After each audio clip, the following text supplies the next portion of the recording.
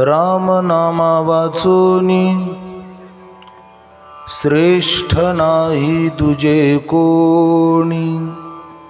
हाची अनुभव मना घेई घेई सत्य जाना। नको वाऊगी खटपट एका जनार्दनी सोपी वाट।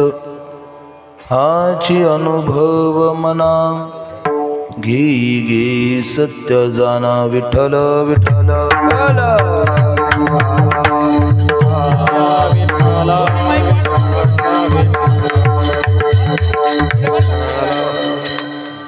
नमो सद्गुरु तुकया ज्ञानदीपा।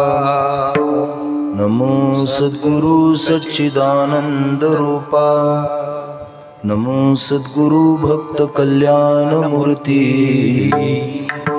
नमो सद्गुरु भास्कर पूर्ण कीर्ती।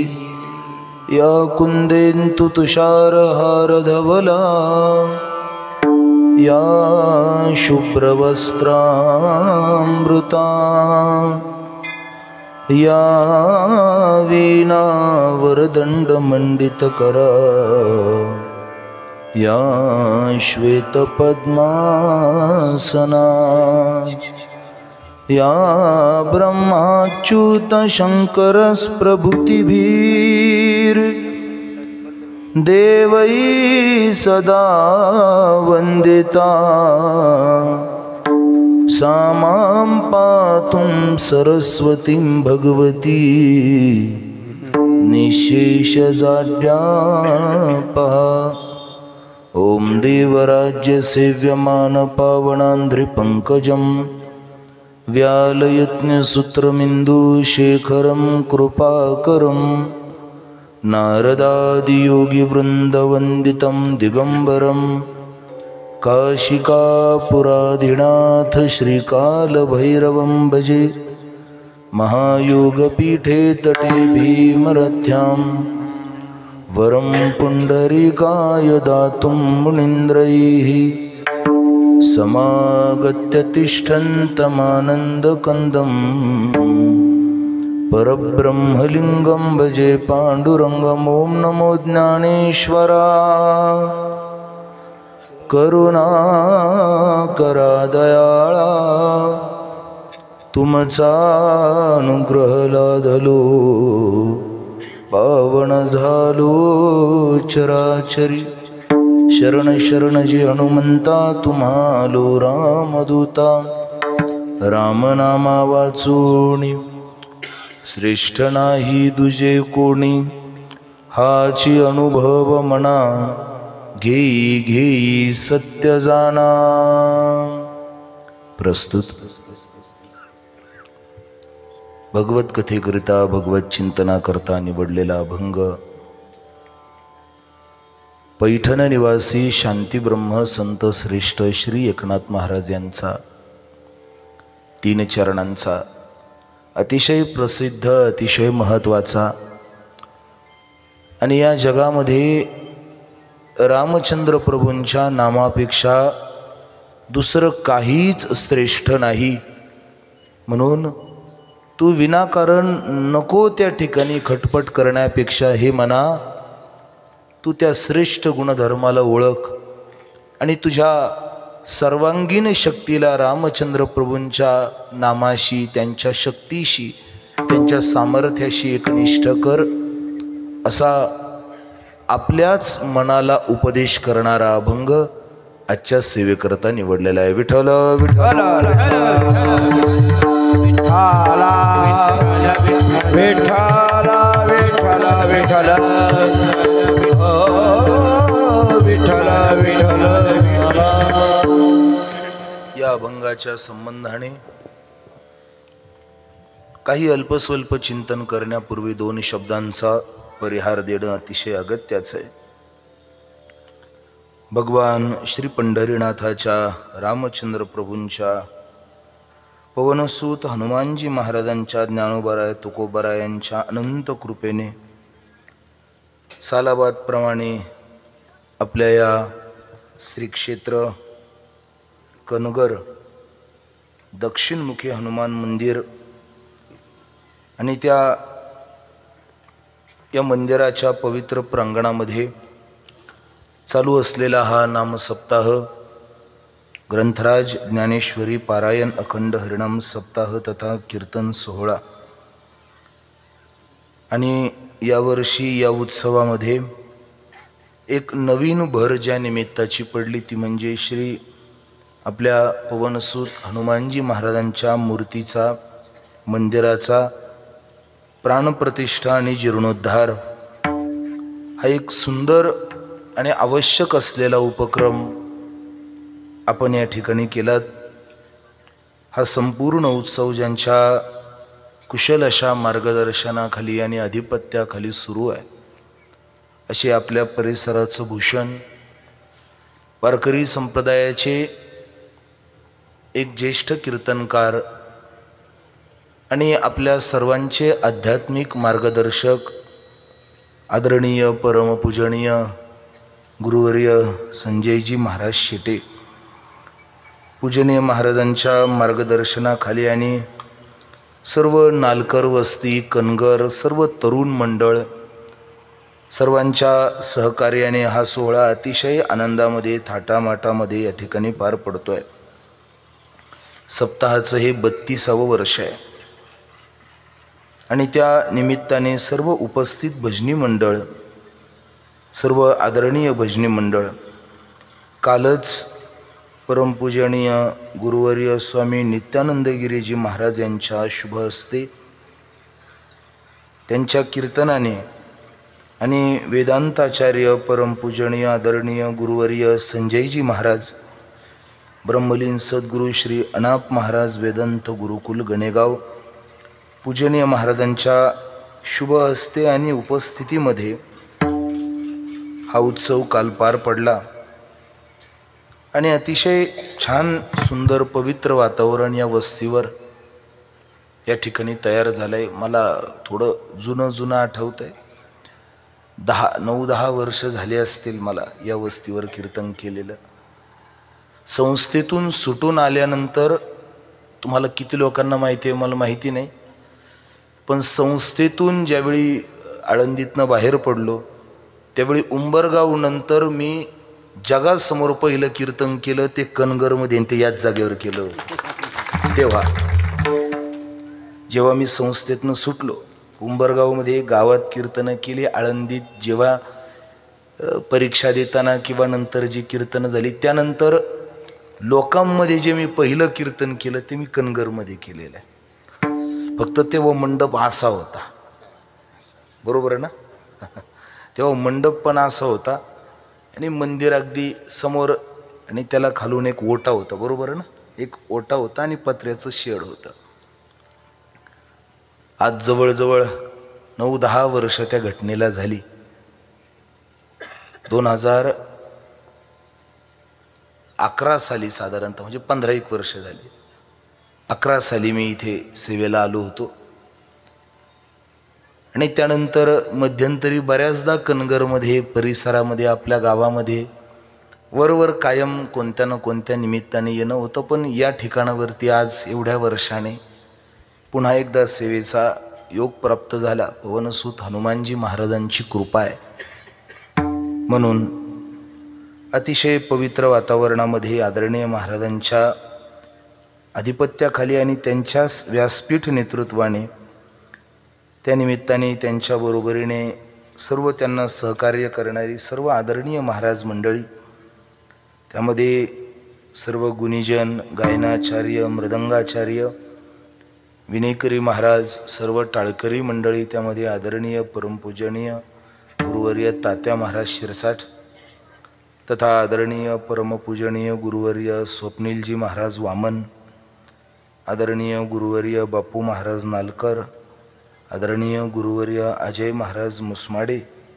आदरणीय गुरुवर्य सौरभ महाराज पोहाणे, आदरणीय गुरुवर्य गोविंद महाराज निर्वळ, आदरणीय गुरुवर्य योगीराज महाराज भोईर, आदरणीय गुरुवर्य सुयोग महाराज नालकर आणि सर्व कनगर भजनी मंडळ गणेगाव भजनी मंडळ, त्या निमित्ताने मृदंगाची साथ देण्याकरता उपस्थित आपल्या परिसराचं आध्यात्मिक भूषण आदरणीय परमपूजनीय मृदंग अलंकार हरिभक्तीपरायण गुरुवर्य गणेशजी महाराज सजगुरे, तद्वत मच्छिंद्र महाराज नालकर, बाळू महाराज वरगुडे, भगवान महाराज आरंगळे, ज्ञानोबा माऊली कोबर्णे, तानाजी महाराज नालकर आणि बरीच यादी आता पुढं वाढत जाईल.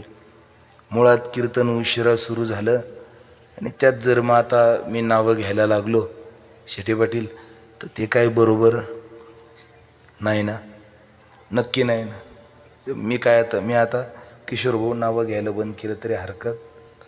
म्हणून आपण सर्व मंडळी या ठिकाणी आदरणीय महाराजांच्या आधिपत्याखाली अतिशय चांगल्या वातावरणामध्ये, पवित्र वातावरणामध्ये हा उत्सव फार आनंदामध्ये या ठिकाणी पार पाडतायत. घाडगे तात्या, बाबासाहेब पाटील आदी करून आपण सर्वच मंडळी. खरं म्हणजे हे उत्सव, हे मंदिर, हे पारायण याची सर्वात जास्त गरज आपल्याला आहे महाराज. हे पहिलं लक्षात घ्या. लोक म्हणतात काय आवश्यकता आहे, काय गरज आहे या सगळ्याची. महाराज, माणसाला जेवढी परमार्थाची गरज आहे ना महाराज, तेवढी गरज या जगावरती, या जगामध्ये कोणत्याच जीवाला नाही आहे जेवढी माणसाला परमार्थाची गरज आहे. विठ्ठल विठ्ठल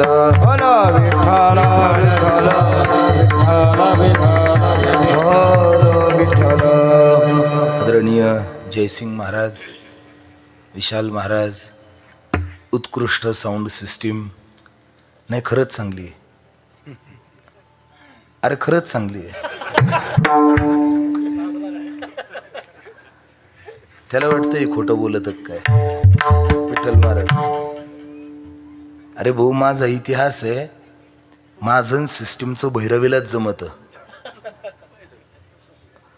आज रामकृष्ण हरीपासून जमलंय. तुझं कौतुक करावं लागेल. मला धन्यवाद.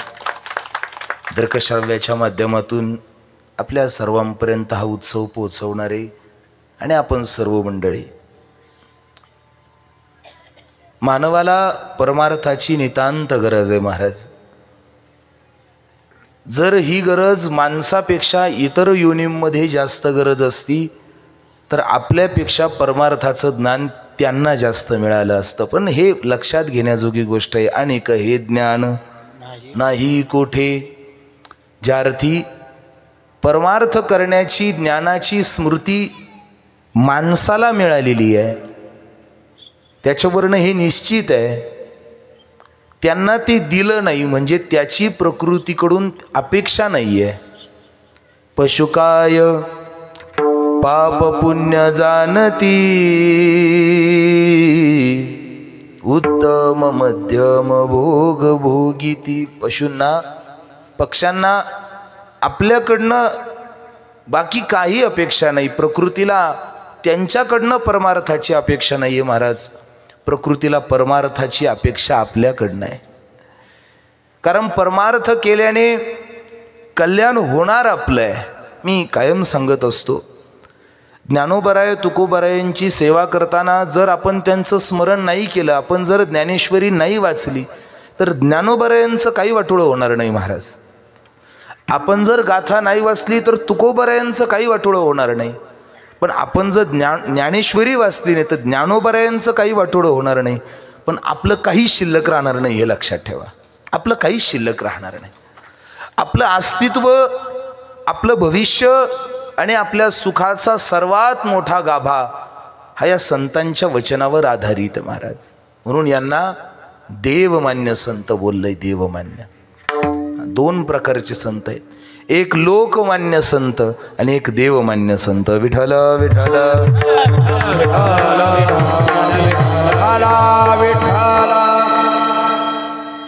काही अशी मंडळी आहेत महाराज की ज्यांना वाटतं जगाने आम्हाला मोठं म्हणावं, आम्हाला संत म्हणावं.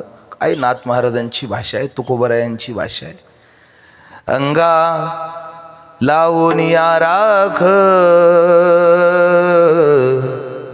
डोळे झाकुनी करीती पाप. हे तर फार सरळ महाराज. नाथ महाराजांचे शब्द सांगतो, अशी भयंकर आहे, थोडी क्षमा मागून बोलतो बरं का, थोडी क्षमा मागून. ब्रह्मचारी म्हणती महंत, सदा विषयावरी चित्त, सदा विषयावरी चित्त, सदा विषयावरी चित्त. ब्रह्मचारी म्हणती महंत, सदा विषयावरी चित्त, सदा विषयावरी चित्त, सदा विषयावरी चित्त.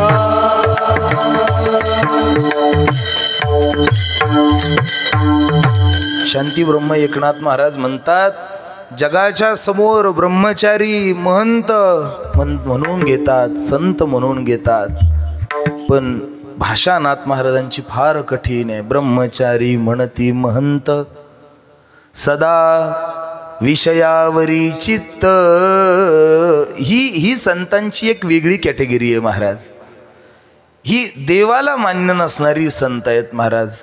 एकदा अशी आपल्याकडे एक प्रकार पाडला गेला महाराज, पुराणातली घटना आहे. नारदजी महाराज एकदा रामचंद्र प्रभूंना भेटण्याकरता, दर्शनाकरता साकेत नावाच्या धामामध्ये चालले. साकेत नावाच्या धामामध्ये रामचंद्र प्रभूंचं नित्य वास्तव्य असतं. आणि त्या धामाकडे जात असताना मध्येच वाटेमध्ये त्यांना मारुतीराय भेटले. ऐकताय ना सगळे? इकडे माझ्याकडे लक्ष द्या बरं का. हा, कीर्तन इकडे लक्ष द्या.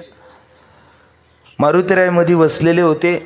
मारुतीराय आपलं त्यांचं भजन चालू होतं. सीताराम राम राम, सीताराम राम राम, सीताराम राम राम, सीताराम राम राम, सीताराम राम राम, राजा राम राम राम, सीताराम राम राम, राजा राम राम राम. भजन चालू होतं महाराज मारुतीरायांचं.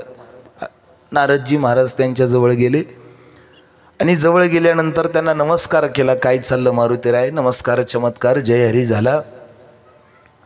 मारुतीरायांनी नारदजी महाराजांना विचारलं, इकडे कुठं निघालात? काय नाही. बिनु आस राम भजन मोही दर्शन पावा. रामचंद्र प्रभूंचं दर्शन मिळावं म्हणून चाललोय. ठीक आहे म्हणे, या जाऊन. असतील देवात तर घरीच असतील.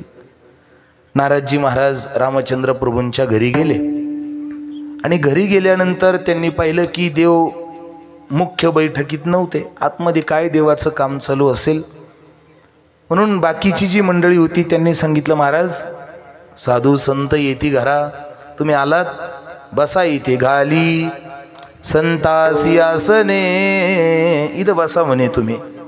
नारदजींना असं बसवलं आणि भगवान येतील म्हणे थोड्या वेळात तिथं भेटायला. नारदजी असे बसले आणि बसल्यानंतर त्यांच्या समोर एक टेबलवर एक डायरी पडलेली होती. महाराज नारदजींच्या समोर एक डायरी पडलेली होती. नारदजींनी पाहिलं, उचकून पाहू कुठं कुठं तारखा आहेत देवाला, जरा चेक करू, किती बुकिंग आहे रामनवमी हनुमान जयंती, पाहून घेऊ म्हणे एकदा. ती डायरी हातामध्ये घेतली आणि जेव्हा पान उघडलं महाराज, ती कीर्तनाच्या तारखाची डायरी नव्हती महाराज. ती डायरी होती भक्तांच्या यादीची डायरी होती. भक्तांची नावं होती त्यामध्ये. नारदजींनी कुतूहलानं ते डायरी जेव्हा पान उलगडलं, पाहिलं तर पहिल्या क्रमांकाला नारदजी महाराजांचं नाव होतं. पहिल्या क्रमांकाला. ते नाव पाहिल्यानंतर त्यांना इतकं बरं वाटलं. काय म्हणे, आपला परमार्थाची देव काय दखल घेतो. भक्तांच्या यादीमध्ये माझं कितव्या नंबरला? पहिल्या नंबरला नाव आहे. बरं वाटलं. आणि पहिल्या नंबरला नाव पाहिल्यानंतर मग खाली जेव्हा त्यांनी खालची यादी वाचायला केली. आता मला सांगा, आपलं एक नंबरला नाव दिसल्यावर खाली वाचायची काही गरज आहे का? नाही. पण तरी काही न ती सवय असते महाराज. मी 5,000 दिले पण बाकीच्यांनी किती दिले ते पण मला पाहू द्या जरा. तव ते पतनमुखी करोणी घेती. वाईट आहे महाराज आहे. नारदजी महाराज खाली पाहताय, माझं नाव वर आहे, मग खाली कोणाकोणाचं नाव आहे, कोणाकोणाचं नाव आहे, थोडं वाढा वाजून.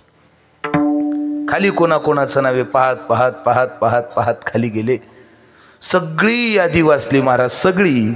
उद्धव अक्रूर, व्यास अंबरीश, बाई नारदासी, सगळी यादी महाराज, सगळी.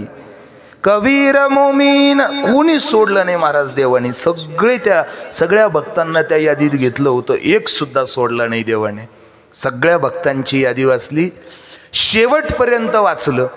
आणि शेवटपर्यंत वाचल्यानंतर नारदजींना मोठा धक्का बसला. म्हणे काय? सगळ्यांची नावं त्याच्यामध्ये होती पण मारुतीरायांचं नाव त्या डायरीत नव्हतं. आता मारुतीराय देवाचे सर्वात मोठे भक्त महाराज. मारुतीरायांनी इतकी देवाची निष्ठेने भक्ती, स्वतः रामचंद्र प्रभूंचं वाक्य आहे, कधी माझ्या सीतेने सुद्धा माझ्यावर एवढा जीव ओतला नाही तेवढा मारुतीने ओतलेलं. हे रामचंद्र प्रभूंचं वाल्मिकात वाक्य आलेलं आहे महाराज. मारुतीराय इतकी श्रेष्ठ भक्ती कोणीच केली नाही. आणि त्या यादीत नाव सुद्धा नाही म्हणे मारुतीचं. नारदांनी पाहिलं. आता मला खरं सांगा, अशी आतली बातमी कळाल्यावर नारदाला तिथं बसवलं असेल का? महाराज देव येतो न येतो वाटही पाहिली नाही. तिथून जसे उठले तसे मारुतीरायाला भेटायला तिकडं मारुतीरायाकडे गेले. मारुतीराय आपले चालू होतं त्यांचं भजन. तिथं गेले, मारुतीरायाला परत दंडवत केला. मारुतीराय जय हरी म्हणे. बाबा बोला बाबा काय म्हणता? आले देवाला भेटून. ते म्हणे देवाला भेटलो न भेटलो तो नंतरचा विषय म्हणे, पण तुमच्याकरता एक फार मोठी धक्कादायक बातमी घेऊन आलोय म्हणे मी. कोणाला म्हणून राहिले? मारुतीरायाला. ह्याच बोला नारद मुनी सांगत होते, तुमच्याकरता फार मोठी धक्कादायक बातमी घेऊन आलो म्हणे मी. काय? मारुतीराय कसं कोणत्या तोंडाने बोलू मला कळना म्हणे. अहो तुमचं अवघं आयुष्य गेलं देवाची भक्ती करता करता. काय कमी केलं महाराज? निसिदिन बरसत नैनन मारे, नैनन मारे. एकदा तुम्ही रामचंद्र प्रभूंना जवळ केलं, परत आयुष्यात हाची नेम आता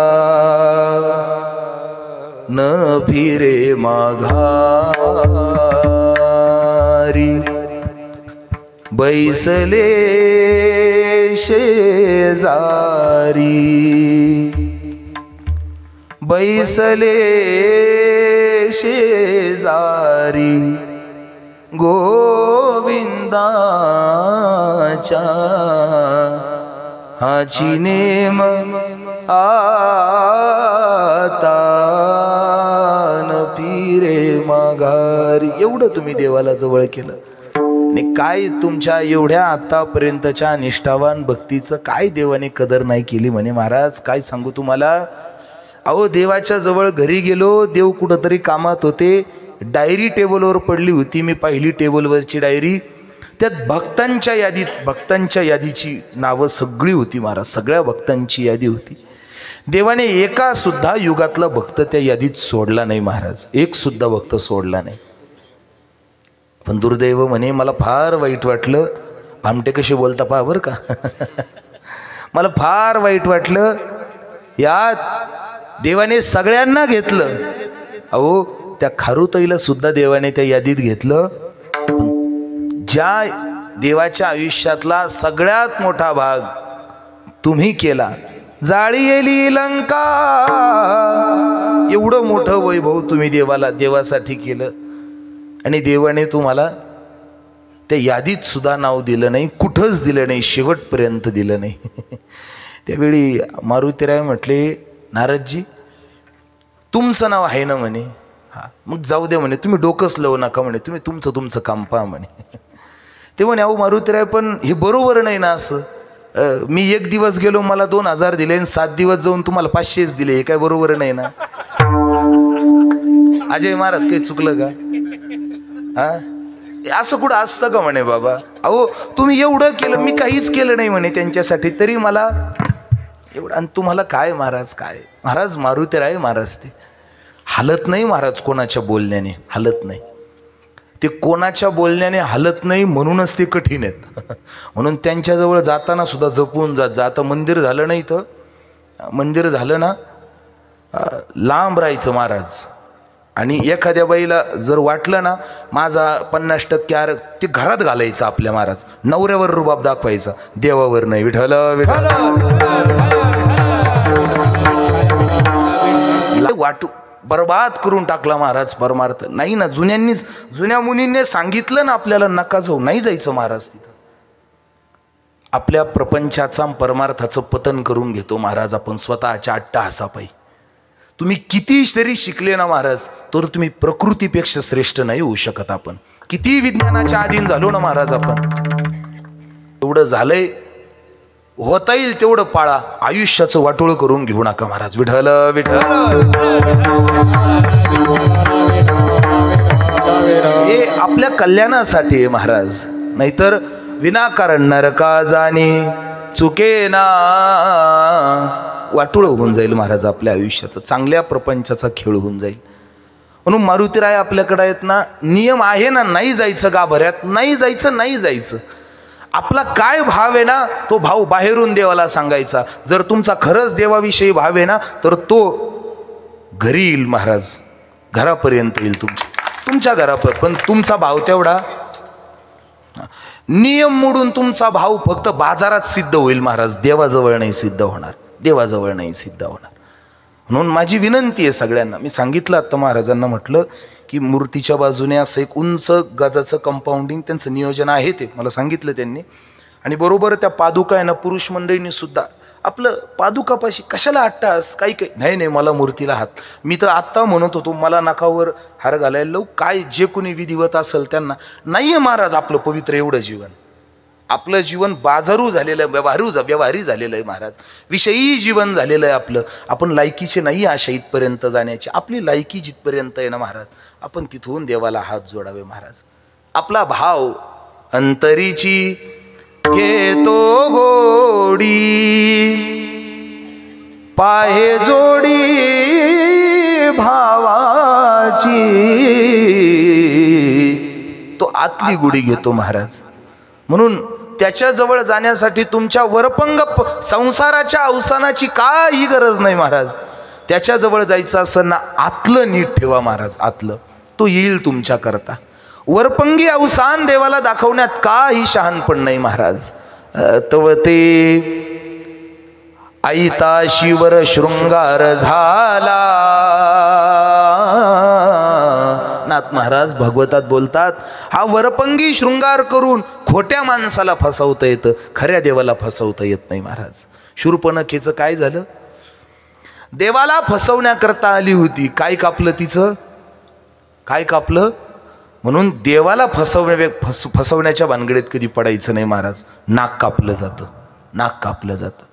मी सांगत होतो, मारुतीराय म्हणत नारद महाराजांना म्हटले, तुमचं नाव पाहिलं नाही आधी, तुम्ही निघा ना म्हणे. मग आता कशाला डोकं लावता? माझं चालू आहे ना म्हणे, माझं भजन चालू आहे, विनाकारण कशाला डोकं लावता? नाही पण मला बरं नाही वाटलं म्हणे महाराज, तुम्ही एवढी भक्ती करता, एवढी उपासना करता, आवाज वाढवा, ते दबलेवानी येऊ राहिला, मोकळा येईल असा करा. असा सहज बोललं तरी आवाज आला पाहिजे. विठ्ठल विठ्ठल.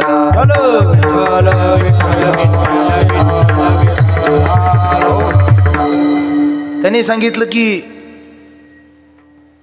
मला बरोबर वाटलं नाही. त्यावेळी मारुतीरायांनी सांगितलं, मग एक काम करा म्हणे, तुम्हाला बरं वाटलं असं सांगतो म्हणे. मग एक काम करा, तुम्ही कोणती डायरी पाहिली म्हणे? टेबलावरची. हां, मग आता एक काम करा, परत जा आणि कपाटातली डायरी पहा म्हणे. ऐकताय ना तुम्ही? कुठली डायरी पहा? आता कपाटातली डायरी पहा म्हणे. नारद महाराज म्हणे, तिथं एक आहे का? ते म्हणे, हे मला माहिती आहे, आता तुम्ही जा, फक्त ऐका म्हणे काय करायचं, जा म्हणे, ते जाऊन पहा. गेले महाराज. आणि जेव्हा परत तिथं गेले तोपर्यंत भगवान बैठकीत आलेले होते. भगवंताने स्वागत केलं महाराज, नारदजींचं सन्मान केला. या नारदजी महाराज बसा. आदरातिथ्य करायला लागले. तेवढ्यात नारदजी महाराज म्हटले, देवा हे तुझं आदरातिथ्य तुझ्याकडे राहू दे, नाही ये लौकिकी आता मज वर्तने, मला इकडं नको लुटू म्हणे. आता मग मला हे नाही, मला ही टेबलावरची जशी डायरी आहे ना म्हणे, देव म्हणे तुम्ही वाचली का म्हणे ती डायरी? ती म्हणे हो मी वाचली म्हणे. बरं वाटलं म्हणे. ती म्हणे बरं वाटलं ते वेगळं, पण मला ती कपाटातली डायरी दाखव म्हणे. देव म्हणे तुम्हाला तुमचं पाकिट भेटलं, बरं वाटलं, निघा ना म्हणे, दुसऱ्याच्या कशाला पंचायती करता तुम्ही? तुम्हाला भेटलं तुमचं नाव तुम्हाला पाहायला भेटलं नाही आधी, काही चुकलं माझं? तुमचं नाव तुम्हाला तुमच्या यादीत पाहिलं, 1 नंबरला नाव भेटलं ना पाहिलं तुम्हाला, बाद झालं ना, बाकीच्या पंचायती कशाला करता? निघा म्हणे तुम्ही आता, जा आता. नाही देवा मला ती डायरी पाहायची म्हणे. त्या डायरीत काय ते मला झटपट करून नारदजी महाराज त्या कपाटापर्यंत गेले. ते कपाट उघडलं महाराज, आणि उघडल्यानंतर त्यात ती डायरी काढली. सगळे पानं चाळले, सगळे पानं कोरे होते महाराज त्या डायरीतले.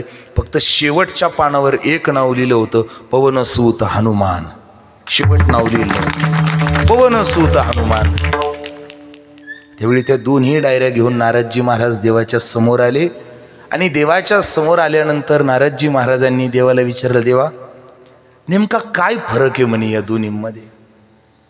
हिच्यामध्ये माझं नाव पहिल्यांदा आहे, आणि माझ्या खाली सगळ्या 4ही युगातले युगाबाहेरची सगळी मंडळींची नावं, संतांची नावं या डायरीत आहे.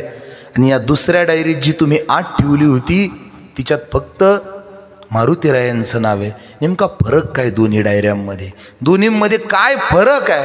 त्यावेळी देवळाने सांगितलं, नारदजी ज्या डायरीत तुम्ही तुमच्या सकट सकल संतांची नावं पाहिली ना, ती त्या संतांची यादी आहे की ज्या संतांना मी आवडतो.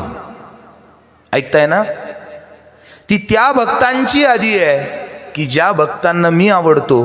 आणि आत कपाटात ठेवलेली जी डायरी पाहिली ना, ती त्या भक्ताची यादी आहे की जे मला आवडतात. हा फरक आहे महाराज, हा फरक आहे. आपल्याला देव किती आवडतो याच्यापेक्षा देवाला आपण किती प्रिय होतो, आपली भक्ती देव किती स्वीकार करतो याला किंमत दिली पाहिजे महाराज.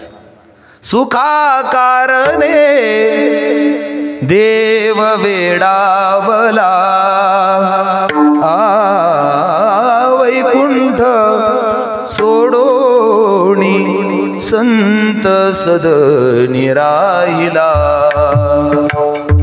वैष्णव सदन धन्य धन्य, वैष्णव सदन येऊन राहतो महाराज. येऊनी गोपाळ राही तेथे, आयता आला घर पुसोनी. आणि अशा संतांचं मोठेपणे महाराज. म्हणून आधी संतांनी त्यांच्या सारख्यांना मोठं म्हटलंय. तुम्ही संत माय बाप कृपावंत,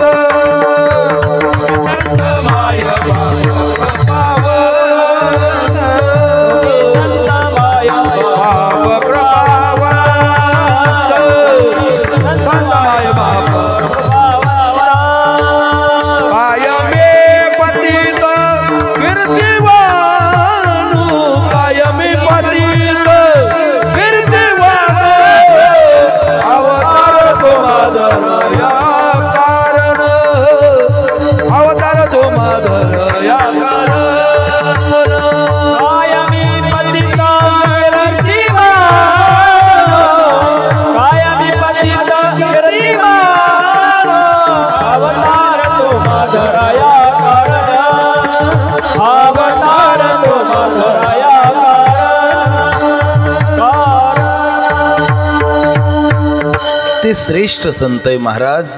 या संतांना मोठ्यांनी स्वीकारले महाराज. या संतांना जेवढी आपली काळजी आहे तेवढी काळजी या जगाच्या पाठीवर आपल्याला कोणाचीच नाहीये महाराज. म्हणून यांनी हा मार्ग दाखवलाय आपल्याला की तुम्ही नको त्या ठिकाणी जाऊ नका, नका जाऊ आडराणी, इकडे जाऊ नका महाराज. आपल्या पतनापासून फक्त या संतांनी आपल्याला वाचवलंय. दया करणे जे पुत्रासी तेची दासानी दासी. जगात जे आईबाप करू शकत नाही महाराज ते संत करू शकतात. केले उपकार सांगू मी काय बापना करी ऐसे कोणी करू शकत नाही महाराज. संसारातली माणसं ही कायम आपल्या पतनाला कारण ठरायसाठी तयार राहतात आणि संत कायम उजळावया आलो वाटा खरा खरा खोटा निवाड. संसारातली माणसं तुम्हाला अशा मार्गाला नेऊन टाकतात की जिथं फक्त आणि फक्त तुमचं वाटोळं होईल महाराज, फक्त वाटोळं होईल. महाराज चाणक्याने असं गोड सूत्र सांगितलंय. चाणक्य असं बोलतो, माणसं सल्ले सुद्धा असेच देतात की तुम्ही परत फिरून त्याच्याकडेच आले पाहिजे. मला माझं बोलणं कळतं पण थोडं मोकळं करावंच. माझं बोलणं लक्षात येऊ राहिलं का? तुम्ही जागे आहे ना? पण मी वेळेत सोडणार, तुम्ही काळजी करू नका, इकडे लक्ष द्या फक्त. माणसं सल्ले सुद्धा असे देतात की त्या सल्ल्याने तुम्ही परत फिरून त्यांच्याच पर्यंत आले पाहिजे, सरळ कल्याणाकडे नाही गेले पाहिजे. माणसं माहिती असून सुद्धा, कळून सुद्धा, हाच फरक आहे महाराज. संतांना तो मार्ग कळतो, ते दाखवून वाटेला लावून मोकळे होतात. स्वल्प वाटे चला जाऊ वाटे वाचे गाऊ विठ्ठल तुम्ही आम्ही खेळी मेळी. हे संतांचं काम आहे महाराज. आणि बाकीची संसारातली माणसं त्यांचं काम जोपर्यंत आपल्या जवळचा स्वार्थ फिटत नाही, जोवरी चळन गा तोवरी म्हणती माझा, काम होईपर्यंत त्याच्या पुढे नाही. आपल्या उद्धाराची काळजी फक्त संतांना आहे महाराज. संत हृदय नवनीत समाना आगम निगम पुराण बखाना. जेवढी काळजी संतांना आपली आहे तेवढी कुणालाच नाही. त्यांना वाटतं की आपला उद्धार व्हावा, त्यांना वाटतं आपलं येतो कळवळा म्हणून या, येतो कळवळा म्हणून या, देह जनन येतो कळवळा म्हणून या, येतो कळवळा म्हणून या. बुडत हे जन न देखवे डोळा येतो कळवळा. हा जगाच्या पाठीवर हा कळवळा दुसऱ्या कोणत्याच संसारातल्या माणसाला येणार नाही महाराज. तो संतांना येतो. म्हणून त्यांनी आपली अंतरीतली खून जाणली आहे महाराज. उद्धाराची तळमळ कयमी उद्धार पावेन काय कृपा करील नारायण. ऐसे तुम्ही सांगा संत जन करा समाधान चित्त माझी. ही विनंती हो झाल्यानंतर ते देतात महाराज. आणि त्यांना माहिती आहे की आपल्या लायकीचा परमार्थ करण्याचं साधन कोणतं हे आपल्याला नाही माहिती, त्यांना माहिती आहे महाराज. त्यांना माहिती आपल्याला अवघड कोणी न करी सांगता सुलभ बहुता गोड वाटी. त्यांनी सोपेवर मामा सांगितले संती टाळ दिंडी हाती घेऊन अवघड वाटेला जाऊ नका. परमार्थ फार सोपा आहे, सरळ आहे. नाम संकीर्तन साधन पैसोपे जळतील पापे जन्मांतरीची जळतील पापे. एवढी ताकद आहे महाराज. अवघडाकडे जाऊन स्वतःचं जीवनाचं पतन करून घेण्यापेक्षा ते सोप्या मार्गाला लावतात. नको त्या ठिकाणी खटपट करण्यात आयुष्य घालवू नका. परमार्थ सोप्या वाटेचा आहे हेच महाराज अभंगाच्या शेवटच्या चरणात सांगतात. नको वाहू खटपट नको वाहू खटपट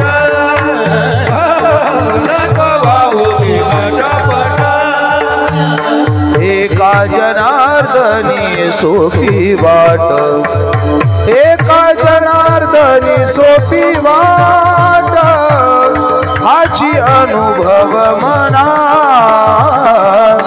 हाची अनुभव मना, एका जनार्दनी सोपी वाट, सोपी वाट, हाची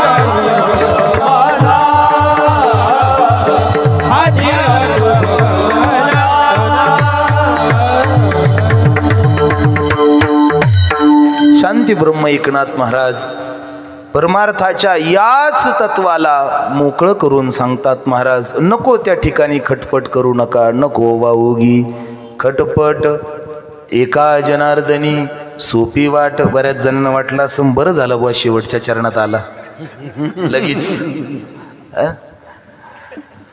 यांना काय माहितो, हळूहळू पहिल्या चरणात जात असतो.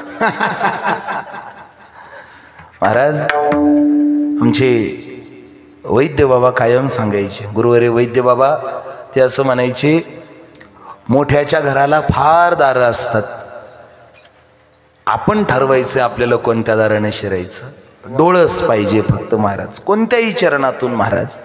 संतांचा तुम्ही कोणत्याही अंगाला जा, संतांच्या विचारांच्या, ते फक्त आणि फक्त कल्याण करतील महाराज. नको वाऊगी खटपट, एका जनार्दनी सोपी वाट. ही वाट फार सोपी आहे, ही अवघड नाही आहे. पण गोंधळ काय झालाय माहितीये का, लोकांना अवघड जमत नाही आणि सोपं पटत नाही. एक घडलेली घटना सांगतो, भजन करा. विठ्ठल विठ्ठल.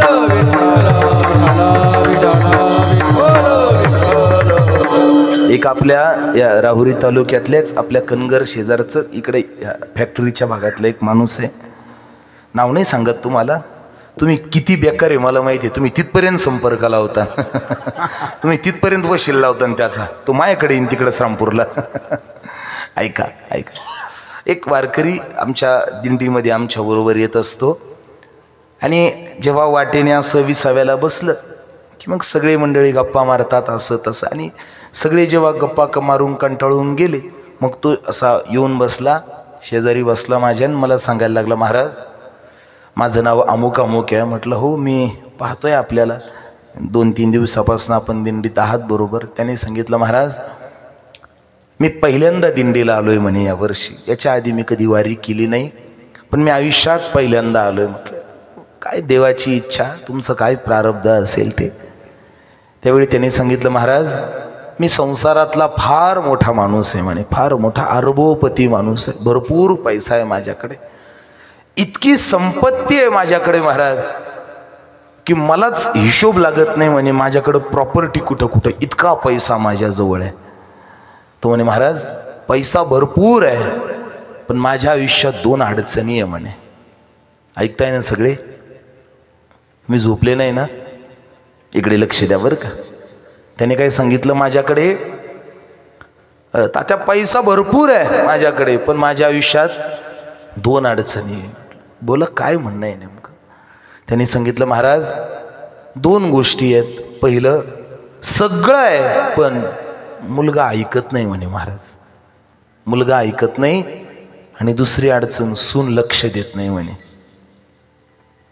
काय अडचण सांगितली त्याने, मुलगा ऐकत नाही आणि सून लक्ष देत नाही. त्याने पहिली अडचण सांगितली, महाराज मुलगा सगळं आहे माझ्याकडे, पण दुर्दैव आहे माझा मुलगा ऐकत नाही. म्हटलं मग तो ऐकला असं बोल, अजून कवर पार तुझ्या सगळं मिटायला लागलं तरी पण अजून त्यांनी तुझंच ऐकायचं का. हे लक्ष घ्या महाराज, ही गोष्ट पार इंद्रिय मावळले आला बागुलाज, एवढं सगळं संपायला लागलं तरी आमची अपेक्षा काय, कुणी ऐकलं पाहिजे, कुणी पोरांनी आमचं ऐकलं पाहिजे. कशाला त्याच्या, तुमचा प्रपंच झाला ना महाराज, सोडा ना, द्या ना त्याच्या हातात, मोकळं करा ना महाराज. दुसऱ्याला अवघड करून टाकलं महाराज. आणि दुसरं अडचण आहे महाराज, तो म्हणे मुलगा ऐकत नाही आणि सून लक्ष देत नाही. त्याला म्हटलं, बाबा जेव्हा होते तेवढे लक्ष सगळे लोकाला वाटले, नाही कळलं? होते तेव्हा सगळे लक्ष. थोडा शब्द बोलू का? राग नाही येणार ना तुम्हाला? नाही येणार ना? आलं तरी काय करणार आहे तुम्ही? माझं प्रोटेक्शन किती मोठे तुम्हाला काय माहिती.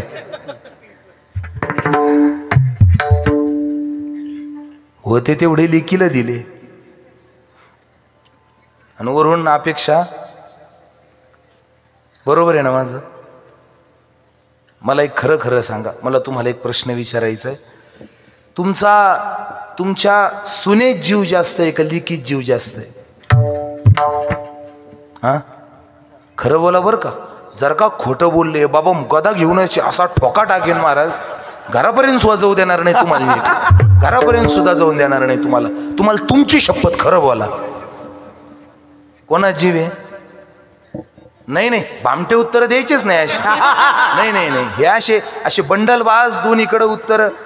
चिडिया दो कभी न बने एकले एक डाल. एका म्याने दोन तरवा कधी बसतील का? जमूच शकत नाही. हे भामटे उडवाउडीचे उत्तरच द्यायचे नाही. खरं सांगा, लेकीत जीव आहे का सुनात जीव आहे? तुम्ही किती खोटं बोलली आहे ना, खरं बोलायला इथं डोळ्यांनी पाहते. आयुष्य चाललंय यांचं आहे पाहता पाहता. काही बरोबर आहे ना? यांचा कशात जीव आहे? जीव सगळ्या लेकीत आहे आणि अपेक्षा कोणाकडून आहे? कसं शक्य आहे महाराज? कधीतरी या गोष्टीचं अवलोकन करा महाराज.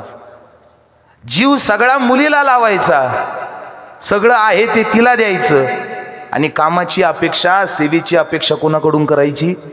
थोडं जेवढे तुम्ही विज्ञानात प्रगत होऊ राहिले ना, आपण विचार करीत जा ना. मग विज्ञान काय अध्यात्माच्या डोक्याला का लावता काय विज्ञान? थोडं तुमच्या घरातही विज्ञान लावा. अपेक्षा जर प्रेमाची सुनेकडून आहे तर अगोदर तुम्ही तिच्यात इन्व्हेस्ट केलं पाहिजे. बरोबर का नाही? सगळं प्रेम लेकीच्या वाट्याला द्यायचं ना, अपेक्षा सुनेकडून करायची. हे असं झालं, खातं खोलून पैसे टाकायचे महाराष्ट्र बँकेत आणि काढायला जायचं HDFC मध्ये. खरं आहे का नाही? प्रेम कोणाला द्यायचं? सगळं लेकीला वाटून द्यायचं ना, अपेक्षा कोणाकडून धरायची?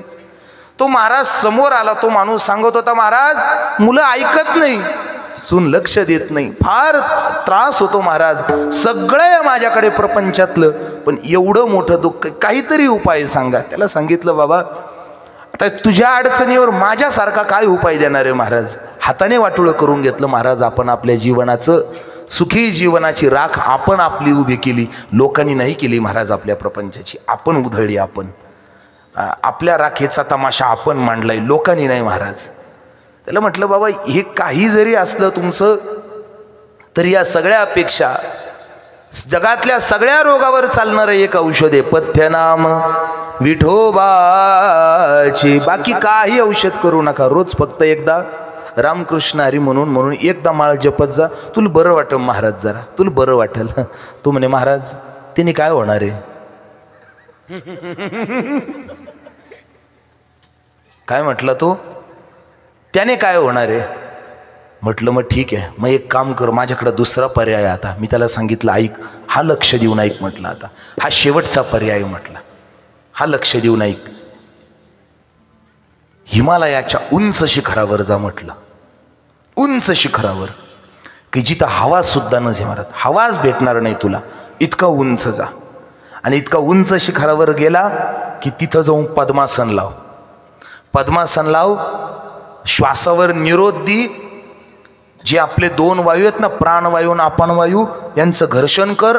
यांचं घर्षण झाल्यानंतर त्याच्यातनं उष्णता बाहेर पडेल.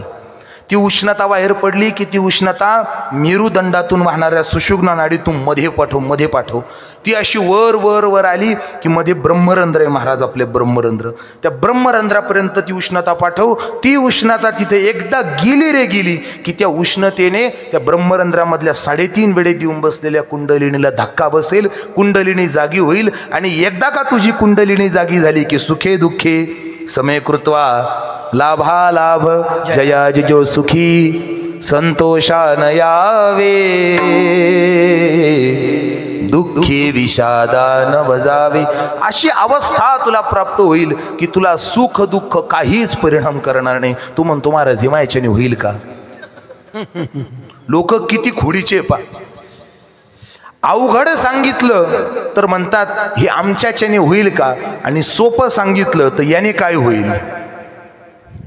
मग जर या द्वंद्वात आयुष्यभर जर फसत राहिलं, एक वाक्य बोलू, प्रकृतीच्या सगळ्याच गोष्टींची चव पाहण्या इतकं आयुष्य सामर्थ्य आपलं नाहीये महाराज. या जगाचा एवढा भयंकर मोठा बाजार आहे. तुम्ही जर या जगातल्या प्रत्येक गोष्टीची चव घ्यायला गेला आणि मग स्वतः जर अनुभव घेऊन न्याय मिळवायला गेले ना, आयुष्य संपल महाराज. पण या प्रकृतीचा 1% चव मिळणार नाही. 1% ही माया आहे महाराज. आयुष्यभर भटकवत राहील तुम्हाला. आयुष्य नुसतं फिरता फिरता घालवायचं का महाराज. मग ओढून दुरोणी आलो मी गा, दुःख झाले दारुण. आता याच्यातले फार गंमत आहे बरं का. खरं म्हणजे दारुणच दुःख होतं. विठाला विठाल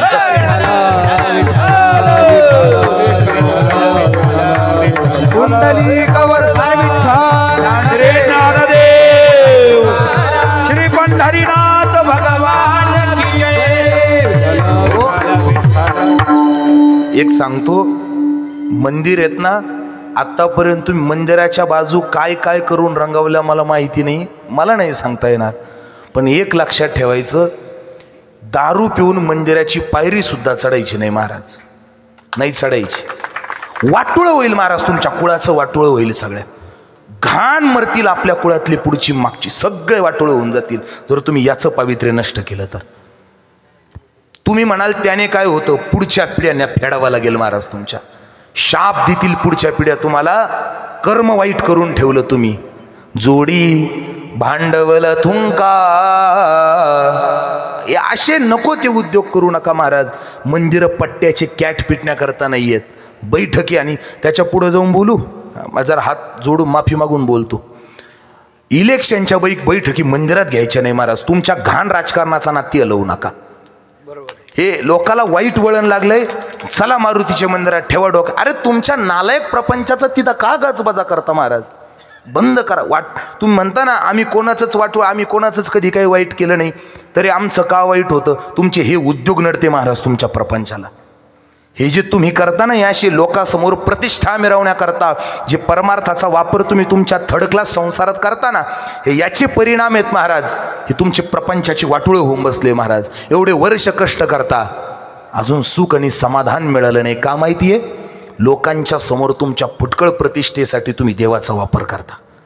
देव तुमच्या प्रपंचाला मोठा करण्याकरता नाहीये महाराज. आपल्या जीवनाची स्थिरता मिळवण्याकरता ते स्थान आहे. आपल्या प्रपंचाला आणि आपल्या राजकीय गोष्टींना. म्हणून सांगून ठेवतोय, आता झालंय ना, ही मूर्ती इथं आली आहे ना, हे मंदिर झालं ना, पायरीच्या वर दारू पिलेला माणूस जायचं नाही महाराज. ज्याने त्यांनी ज्याचं त्याचं ठरवायचं. आणि जर होत नसेल तर मग बाकीच्यांनी झोपायचं. एक लक्षात घ्या, तुम्ही म्हणताल तो प्याला तो त्याचं भोगील, पाहणारा पण भोगील बरं का. हा, मला हलक्यात नका घेऊ, तुम्ही मेले डेंजर बॉय. मी बोलून जातो म्हणजे तथास्तूच म्हणून जात राहतो. जसा गाता ऐकता सुखरूपना, तसा इथे करता पाहता दुःख रूप. तुम्ही चुकीचं केलं नाही, पण चुकीच्या करणाऱ्याला तुम्ही विरोध जरी केला नाही ना, तू म्हणाल आपल्याला काय करायचं, मग तू काहीच करू नको, तुझं वाटोळं तो करीन. मग महाराज, दुजियाचे घरी पेटिता दुफटा, तो आपुलिया सदना येई अवचिता. आपल्या सुद्धा प्रपंचाला तीच राख लागेल महाराज. जमणार नाही. वाटोळं होऊन जातं महाराज आपल्या प्रपंचाचा. परमार्थ हा माणसाला सुख देण्यासाठी आनंदाचे डोही आनंद तरंग, आनंदची अंग, आनंदची अंग, आनंदाचे आनंदाचे डोही आनंद तरंग. आनंद मिळवण्यासाठी परमार्थ आहे महाराज. ही मंदिरं, ही सगळी उपासना, पारायणं, ही आपल्या प्रपंचाचा ताप कमी करण्यासाठी. आणि हा संतांनी आपल्याला सोपा दिलेला मार्ग. याला नको त्या ठिकाणी बाटवू नका महाराज, नको त्या ठिकाणी नेऊ नका. याला हे सोपे वर्म आपल्याला जे दिलंय महाराज ते आपल्या कल्याणासाठी, म्हणून नको वाऊगी खटपट, नको ती खटपट करू नका महाराज. एका जनार्दनी सोपी वाट. तो म्हणे महाराज हे तुम्ही सांगताय खरं आहे, पण तुम्ही जे एवढ्या गेल्या अर्धा पाऊण तासापासून बोलताय ना, हे तुम्हीच नाही आमचं आयुष्य गेलंय ऐकता ऐकता. खरं आहे ना, आमचं आयुष्य गेलंय ऐकता ऐकता, पण आमच्यावर काही परिणाम झाला नाही म्हणा. नाही म्हणा, हे काय आम्हाला माहिती नाही असं नाही महाराज, हे सगळं आम्हाला माहिती आहे, सगळं आम्हाला कळतं. पण आमचं दुर्दैव आहे महाराज, आम्हाला कळतं सगळं पण आमचे हातपाय तसे हलत नाही. विचारलं महाराजांनी असं का होतं नेमकं. ते म्हणे महाराज हे बुद्धीला कळतं, पण या मनांचा राजा, या इंद्रियांचा राजा जो मन आहे ना, मन, त्या मनाला हे पटत नाही. तुम्ही आम्हाला सांगण्यापेक्षा त्या मनाला समजून सांगा. अभंगाच्या दुसऱ्या चरणात. हाजी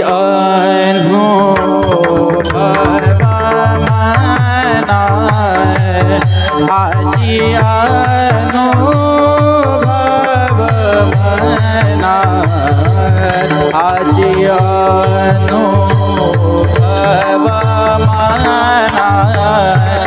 हाजी अनुभव मना, हाजी अनुभव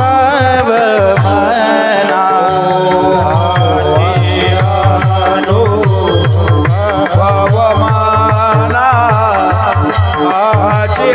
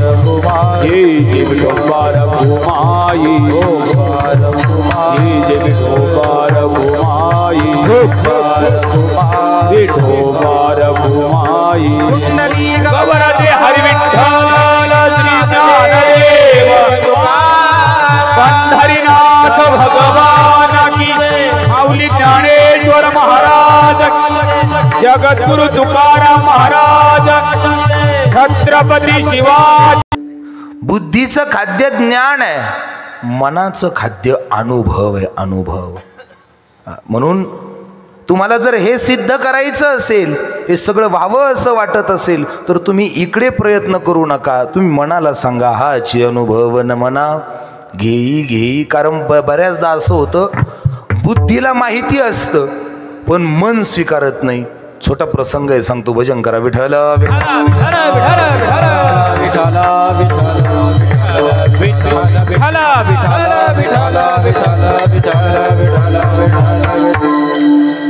एकदा काय झालं ना, 5-7 मिनिटं पुढे गेलं चालेल ना?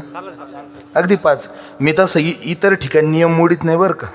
आम्हाला देवगडची परंपरा आहे, जी घड्याळात वेळ आहे तीच वेळ आम्हाला. पण आता 9 वाजलेच शार्प. मी काय करू तुम्ही सांगा. उद्या कोणी म्हणायच नाही बोनले ताणवलं म्हणून. हा म्हणजे तुम्ही फक्त 10 मिनिटं देऊ शकता बा मला पुढे, है ना? घरातली माणसं आहेत जरा माझ्या. ऐका, एक 5-7 मिनिटात प्रसंग सांगतो. तुम्हाला परवडलं पण पाहिजे ना मला इथपर्यंत बोलवायला. सगळ्या सांगानी.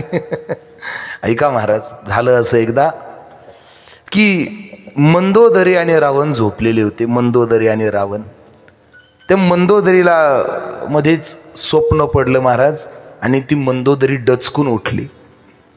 डचकून उठल्यानंतर तो रावण उठला. रावणाने विचारलं, काय झालं म्हणे, का घाबरली म्हणे, एवढे घाबरतीयस का?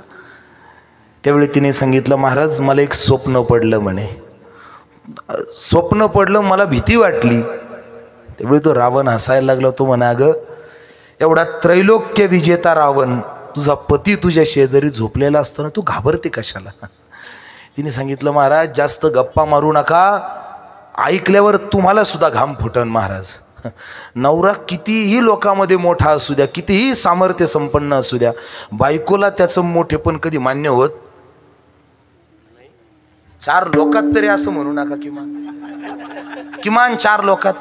पण हे खरं आहे ना? हे खरं आहे ना? मी काय बोलतोय खरं आहे ना? सगळं गाव तुमचं मोठेपण मान्य करीन, पण बायको लवकर मान्य करीत नाही.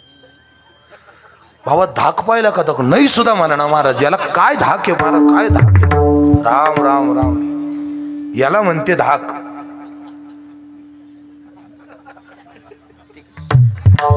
सुभाष महाराज,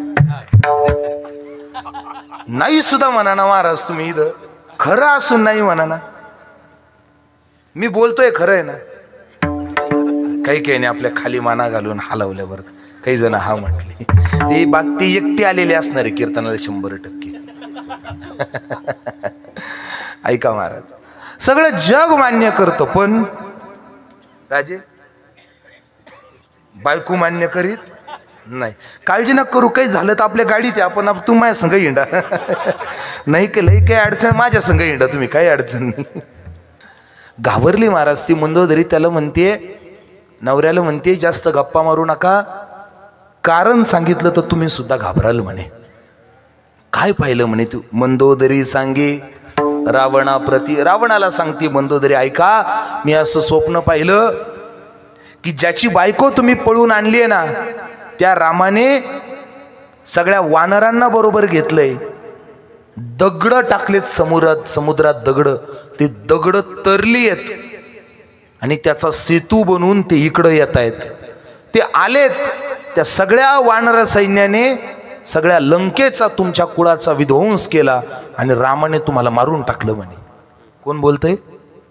बायको. कुणाला? तुम्ही जागे आहे ना? पण तुम्हाला झोप नाही लागली? हा, इकडे लक्ष द्या माझ्याकडे.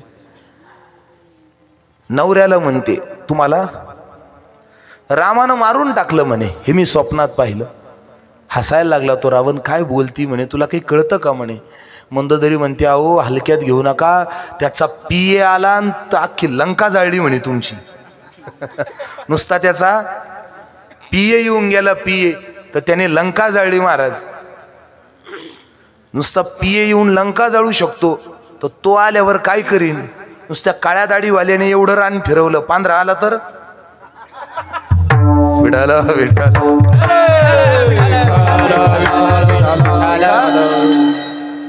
नुसता त्याचा सेवक आला महाराज तरी तुम्हाला वाहन दातात पकडावी लागली होती महाराज. इतके हाल केलते त्या मारुतीने तुमचे. तो राम आल्यावर काय करील म्हणे, असे त्याच्याकडे किती असतील म्हणे. त्याने सांगितलं होतं मी रामाचा तुच्छ सेवक आहे. जर तो तुच्छ सेवक जर तुमचे इतके हाल करू शकतो तर त्याच्यासारखे बलवान किती असतील तिथे. आणि त्यांच्यापेक्षा यांचा राजा राम कसा असेल म्हणे. तुम्ही त्याला हलक्यात घेऊ नका. माझी विनंती आहे तुम्हाला, त्याची बायको त्याला परत देऊन टाका. रावण होता महाराज, तो ऐकत नाही. एकदा सांगितल्यावर त्याने सांगितलं मंदोदरी अगं तू एवढं का घाबरते म्हणे, तू माझा पराक्रम विसरली का म्हणे. चंद्र सूर्यादी ग्रहांची केली से पाय वाट. मी अरे ब्रह्मदेवाला पंचांग सांगायला गणपतीला गाढवं धुवायला लावणारा मी एवढा पक्का, माझ्या समोर त्याची तुलना करते म्हणे. अशी नेमकी घाबरली कशाला म्हणे तू. त्यावेळी मंदोदरीने सांगितलं अहो तुमचे चमत्कार मला सगळे माहिती आहेत, पण तुम्ही त्यालाही हलक्यात घेऊ नका. त्यांनी टाकलेली दगडं पाण्यावर तरलेत म्हणे. काय बोलते मंदोदरी, ऐकताय ना.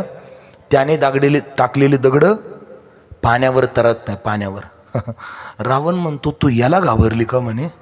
म्हणे हो, याच्यात काय अवघड आहे म्हणे. त्याचे दगड पाण्यावर तरले म्हणून तू त्याचा धाक मला दाखवते ना. ठीक आहे, यात अवघड काय म्हणे. मी सुद्धा दगड पाण्यात तारून दाखवतो म्हणे तुला. कोण म्हटलं. रावण. कुणाला. बायकोला त्याच्या. एवढ्या मध्यरात्री रावण आणि मंदोदरी समुद्राच्या काठावर, एवढ्या मध्यरात्री काठावर गेले आणि काठावर जाऊन रावणाने असा दगड उचलला आणि पाण्यात टाकला. तरला ना महाराज दगड. अहो खरंच तरला. यांना खोटंच वाटू राहिले. खरंच तरला, दगड तरला. जसं तुम्हाला आश्चर्य वाटलं ना तसं मंदोदरीला सुद्धा आश्चर्य वाटलं. ती म्हणे महाराज तुमचा तर दगड तरला. तू म्हणे हो मी म्हटलो होतो. पण तिने विचारलं तुमचा कसा काय तरला.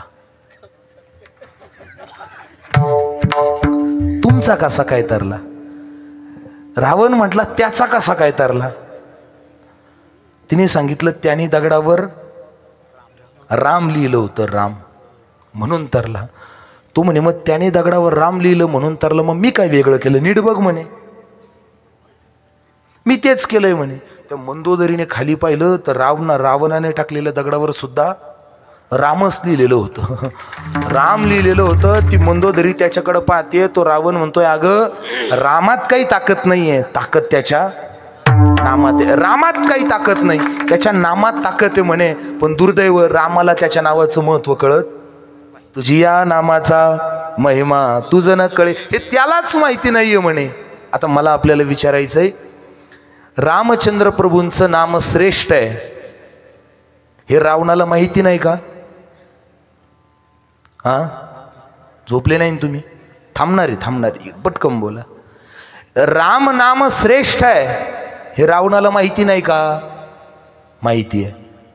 पण माहिती असून मग तुम्ही कधी पाहिलं का रावणाने माळ घेतली आणि तो एखादा जप करत बसला श्रीराम जय राम जय जय राम असं कधी पाहिलं का. जय राम जय जय राम श्रीराम जय राम असं कधी पाहिलं का. मग रावणाला माहिती नाही असं आहे का. माहिती आहे महाराज. त्याच्या बुद्धीत हे ज्ञान आहे की राम श्रेष्ठ आहे, पण त्याचे हातपाय हलत नाही का. कारण त्याला अजून मनाला अनुभव आला नाही. त्याच्या मनाला जोपर्यंत अनुभव येत नाही तोपर्यंत त्याचं ज्ञान काही फायद्याचं नाही. महाराज तुम्ही हे सांगताय सगळं खरं, पण हे आमच्या डोक्यात अगोदर पासून भरलंय, पण तरी आमचे हातपाय हलत नाही का. कारण आमच्या मनाला त्याची जाणीव नाही. म्हणून नाथ महाराज म्हणतात हे वरपंग नाही हाची अनुभव मना घेई घेई. मनाला सांगतात, नुसतं बुद्धीने नाही मनाला सांगतात राम नाम श्रेष्ठ आहे हा अनुभव तू घे घेई घेई. आणि नुसतं घेऊ नको, याच्यावर विश्वास ठेव. विश्वासे अनुभव पाहे. विश्वास ठेव आणि मग अनुभव घे. सत्य जाणा. विचारलं सहज नेमकं काय म्हणायचंय. मनाला ज्यावेळी सांगितलं, मन म्हटलं महाराज तुम्ही जे बोलताय ते मी ऐकायला तयार आहे. तुम्ही म्हणता ना श्रेष्ठ आहे, घे घे ऐक म्हणा. तू हे माझं बोलणं मनावर घे, माझं बोलणं लक्षात घे. मी तुमचं सगळं ऐकायला तयार आहे, पण नेमकं काय ऐकायचं अभंगाच्या पहिल्या चरणामध्ये. राम नाम वाचोनी, राम नाम वाचोनी, हो हो हो, राम नाम वाचोनी, राम नाम वाचोनी, हो हो हो, राम नाम वाचोनी, हो राम नाम वाचोनी, हो हो हो, राम नाम वाचोनी, हो राम नाम वाचोनी. श्रेष्ठ नाही तुझे कोणी, श्रेष्ठ नाही तुझे कोणी, श्रेष्ठ नाही तुझे कोणी, श्रेष्ठ नाही कोणी, हो हो हो, हाती अनुभव मला, हो मला हाती अनुभव मला, हो हाती अनुभव मला, हाती अनुभव मला, हो हाती अनुभव मला, हो हाती अनुभव मला, हो हाती अनुभव मला, मला हो हाती अनुभव मला.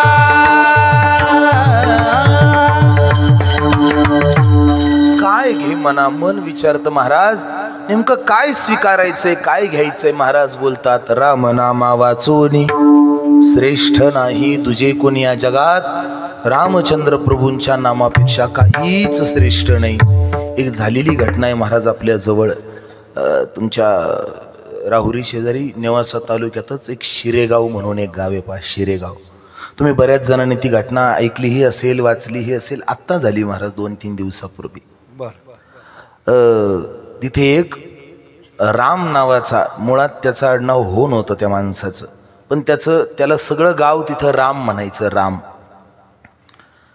तो माणूस रोज सकाळी गावच्या मंदिरापासून स्मशानापर्यंत सगळं गाव झाडून घ्यायचा रोज.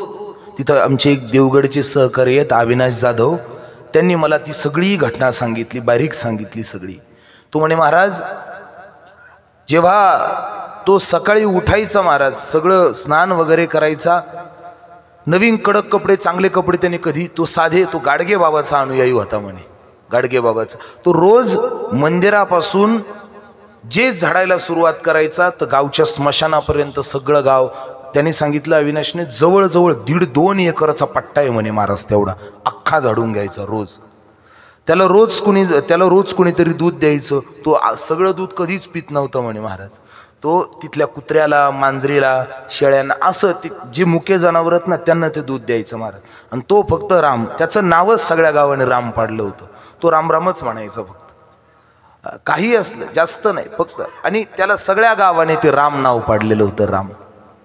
आयुष्यभर त्याने एवढंच केलं महाराज, माझी या सत्यवाचेचे तप. बाकी काहीच कधी कुणाचा मत्सर केला नाही, कधी कुणाचा द्वेष केला नाही. सहज चातुर्य लपवी, सहज जीवन जगला. घटना अशी झाली, आता 9वी झाली ना रामचंद्र प्रभूंचं प्राकट्य. बाबा काटा येतोय अजून पण अंगावर सांगताना. जेव्हा इकडे आपली सगळी वारकरी मंडळी रामचंद्र प्रभूंच्या पाळण्याला झोका देत फुल टाकत होते ना, बरोबर इकडे रामचंद्र प्रभूंचा प्राकट्य महोत्सव झाला आणि दुसऱ्या बाजूला बरोबर 12 वाजता त्या रामने प्राण सोडला होता. जास्त लांब नाही, इथे शिरेगाव मध्ये आत्ता 5-6 दिवसापूर्वी झालेली घटना आहे महाराज. त्याला 2 दिवसापासून लोक म्हणायचे चल आपण दवाखान्यात जाऊ, थोडंफार दुखायचं. तो म्हणे नाही, नवमी होऊ द्या म्हणायचा, नवमी होऊ द्या मग जाऊ पाहू. थांबला नाही महाराज. तिकडे रामचंद्र प्रभूंचा प्राकट्य महोत्सव जय जयकार झाला आणि इकडं याचं पण नाव रामच होतं. याने प्राण सोडला महाराज.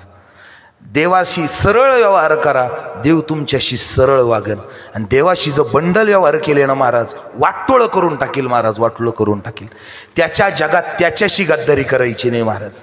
त्याच्या जगात राहतो ना, त्याचे उपकार मानून राहायचं, त्याला नम्र होऊन राहायचं. जेने हा जीव दिला दान, त्याने दिलंय ना एवढं, मग त्याची उपकार माना महाराज. आयुष्याचं कल्याण झाल्याशिवाय राहणार नाही. त्याच्यापेक्षा जगात श्रेष्ठ कोणी राम नामा वाचोनी, श्रेष्ठ नाही तुझे कोणी हाची अनुभव मना.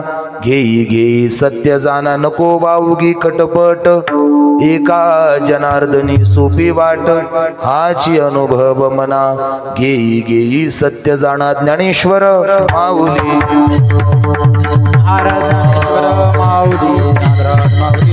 ज्ञानेश्वर माऊली, ज्ञानेश्वर माऊली, ज्ञानराज माऊली तुकाराम. ज्ञानेश्वर माऊली, ज्ञानराज माऊली तुकाराम. नको वाऊगी खटपट, एका जनार्दनी सोपी वाट हाची अनुभव मना. घेई घेई सत्य जाणा. अल्पबुद्धी अल्पमतीप्रमाणे संकल्पित वेळेमध्ये या अभंगाच्या संबंधाने बोलण्याचा विचार केला. काय जे चुकीचं असेल माझ्या बुद्धीचे दोष, योग्य असेल गुरुवर्य शांती ब्रह्म देवगडचे बाबा गुरुवर्य भास्करगिरीजी महाराज यांचे आशीर्वाद समजून ग्रहण करा.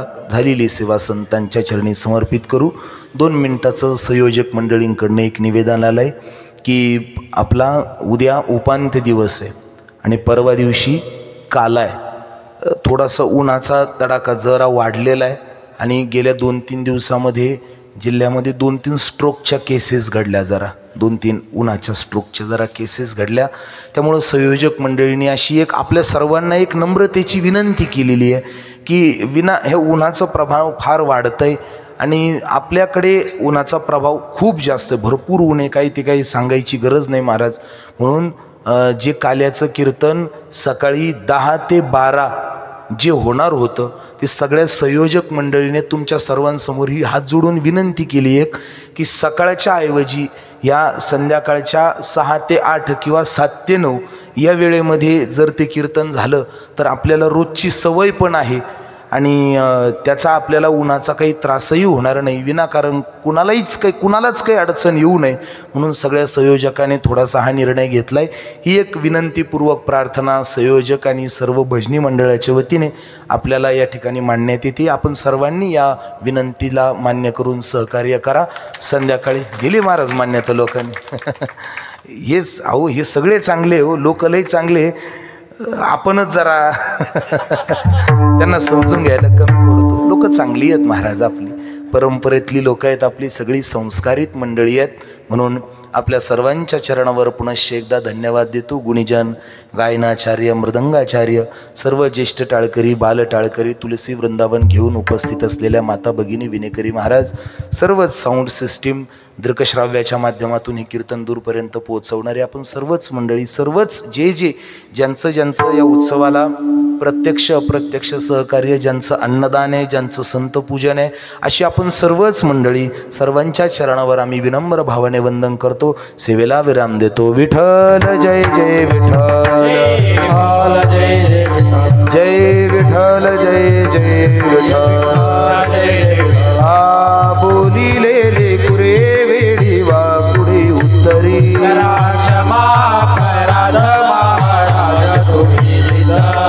नाही विचारिला अधिकार बिया फुला.